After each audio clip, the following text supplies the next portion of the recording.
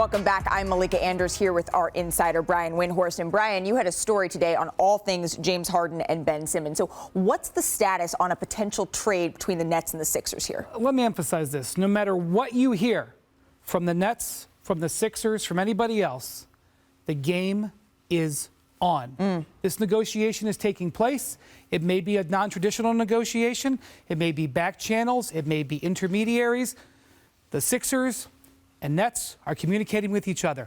Whether a deal gets done by Thursday or whether this is the beginning of something that gets settled this summer when James Harden can be a free agent, I don't know if anybody knows the answer yet.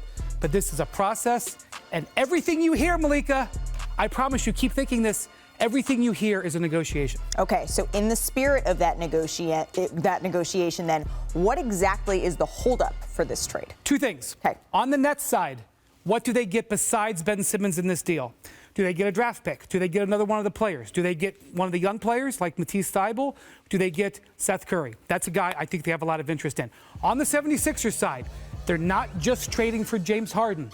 They are trading for James Harden and a player who wants a $220 million extension. Yep. Who's 33 years old, not having a great season, and has missed a quarter of his team's games the last 2 years. They love James Harden. They want him. They think they can win the title.